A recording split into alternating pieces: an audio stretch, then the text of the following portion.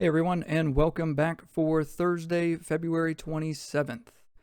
Today was a down day on the market. We missed some of the jobless claims. They came in a little bit higher than we were expecting, as well. Some of the pending home index, so the amount of homes that are for sale out there, came in a little bit lower than expected. So the market was down. S&P was down about 1.5 points. Dow Jones was down about 0.5 point. The NASDAQ composite was down almost 3%. And then the New York Stock Exchange composite was down 0.6. So red day across the board, kind of expecting red with the portfolio. We'll get to that in just a second. Before we do that, let's take a look at some of today's top performers. So in terms of the strategies and the test funds that are out there, Sharps measure is back on top. It looks like across the board. Sharps measures, again, it's typically a measure that's indicative of more traditional investments. That's your risk premium over your standard deviation. So it's how much return you're earning for each unit of risk that you're taking on. And it's a little bit more of a traditional measure that folks from academia, as well as some from Wall Street, will leverage over time.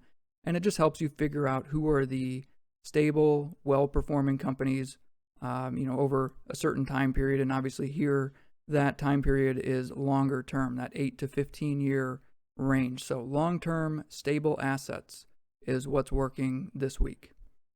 So moving on to highest volume, you can see NVIDIA was on here. They had a down day today, but then some of the other companies that we mentioned, like NEO and SMC, Super Microcomputer, we mentioned those yesterday. Also, you might notice that some ETFs are on here. There's a wide variety of ETFs that are available, some like QQQ that were kind of taking a picture of the market, sort of trying to build essentially an index fund for you to invest in. But they also have different iterations of those investments where they can specialize more in technology, or even you can have versions of ETFs where you're shorting the market. So there's a lot of different options that are available for you if that's something that you're considering. Moving on to the biggest gains and biggest losses for today. PepGen was the top gain at 58%. Red Robin Gourmet Burgers, love their egg burger. They were up at 35% roughly. And then some of the largest losses, there was Saks Parente Golf, Ibotta Inc., and then a few others that we see on here. So let's take a look at the portfolio.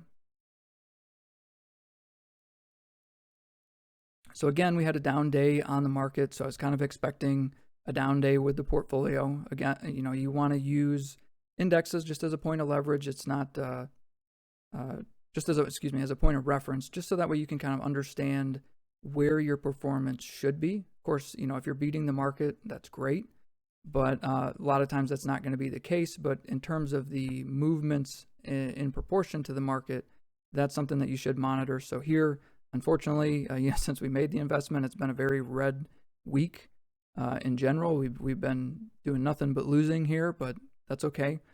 Today was a day where we lost less than the S&P 500, so I guess we can kind of try to look at the positives there and say that, we lost less money than the market did. So, when we look at our trend chart over time, that gap that was starting to grow yesterday, today it did start to close up a little bit, but obviously this is a very negative downward trend. Now, if this was a fund that, we were managing for some type of financial institution, they'd probably be a little bit worried with our strategy and our performance here.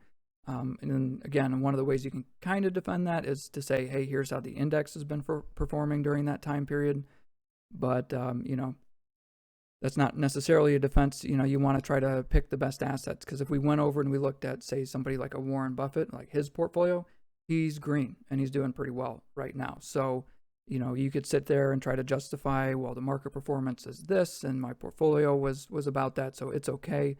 But again, it's all about how much do you want to kind of stress out over these things over time. My view is you really don't want to actually make trades, but maybe every 2 to 8 weeks, somewhere in that range, just based on some of the data and some of the test results that I see. So when I see down days or down weeks, I try not to freak out or anything. I try not to make too many rash moves and just have some patience and watch and just see how things work out. And again, in terms of the portfolio, some of the MNSO group, that was that company that's based out of China. They're doing pretty well over the last few days. But some of the largest losses are Tesla and Palantir, which were some of the largest, at least Palantir was one of the largest gainers last year. The market tends to be cyclical. So, what goes up must come down. And Maybe we jumped in at the wrong time, but I think that company has a very bright future. So I feel pretty comfortable still with the decisions that I made and the investments that I jumped into. And one thing to kind of think about is how much you're investing in each asset. Like the Arcadia Lithium is almost 33%. So it's about a third of my portfolio. And that has had a pretty steady price over the course of this week. So it hasn't gained or lost anything. So, that's something else to keep in mind, that even though I've lost almost 15% on Tesla and about a little more than 8% on PLTR, they are only 15% and 9% of my portfolio. So always try to take that into consideration. You might have one or two stocks that all of a sudden tanks or is not doing too well, and you might want to jump ship, but just wait, because, in the greater scheme of things, in terms of the weight that they have within your portfolio, maybe it's not as big of a deal, and you can kind of have a little or exercise a little patience to see how it works out. But since I'm kind of making a lot of points about indexes and understanding what the index is doing, in the site, if you go over to the index area, you can take a look. Not only do we have on the homepage the index, the daily performance, so you can see how that's doing, but you can see exactly how the indexes performed last week. We were red across the board, across all the 4 major indexes that I monitor and publish here. And then when you get into the lower metrics here, the year-to-date and the 1-year range, so these are actually through today, and you can see that the S&P 500 is now red for the year, and so is the NASDAQ. The NASDAQ actually went red yesterday, and then the S&P today.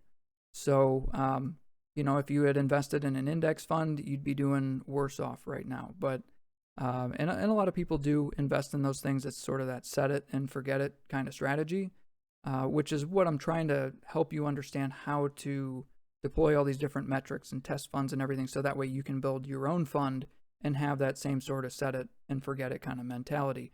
I always think back to that infomercial in the late 90s, early 2000s. That was that oven, and they just repeated that phrase all the time, and it's stuck in my head, especially as it relates to building funds and managing investments. You really don't want to interact with it a whole lot. If you pick the right stocks, you really don't have to, because they're doing well. But if they're not doing too well, just, again, try to exercise some patience and see how things work out.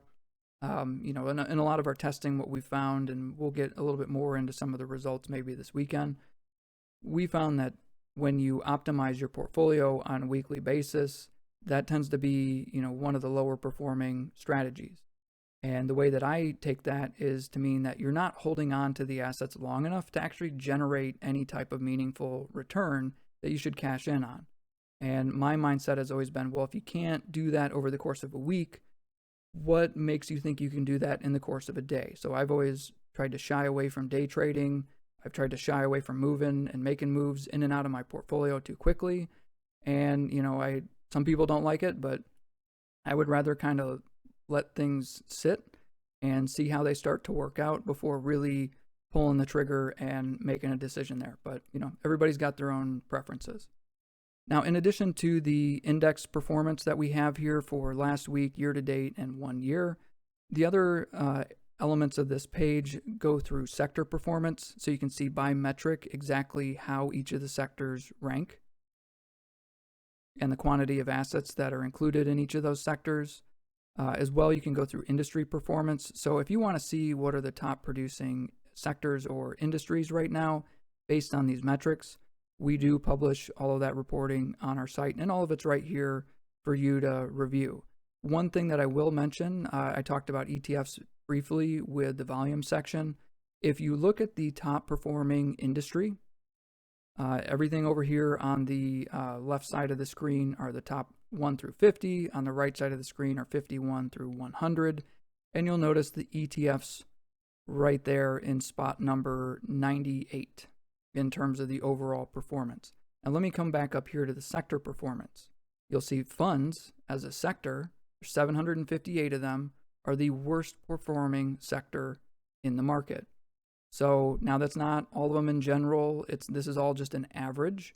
Certainly there are certain ETFs and funds that are out there that do perform very well.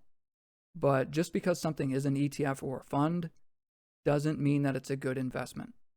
So like anything, you always want to take time and do your research before jumping into it. And this is just one way to highlight that to you. Maybe there's some other things here that I'm not considering. You guys will have to let me know. But, you know, when I finally separated funds and ETFs as their own sector and industry in my reporting, I was shocked to see that it was the worst performing sector and one of the worst performing industries.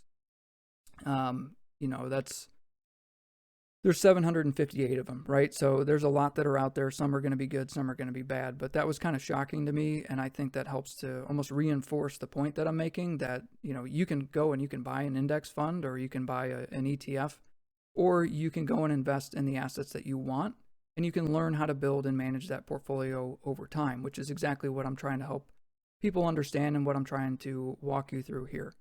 And then again, on this slide, we have some of the other biggest movers for last week, as well as year to date. And then it goes through a top 50 list for highest volume for the prior week and year to date. So if that's some information that you're looking for, or you're curious about digging through, we've got that information on there, and it's part of our weekly report. So we'll touch again on that on Saturday when I go through the full report, when we walk through that. But just wanted to touch on what else we got in here and build on some other stuff that we were talking about from yesterday. So hope you all had a great day, and I will see you tomorrow after work. Have a great Friday. Take care.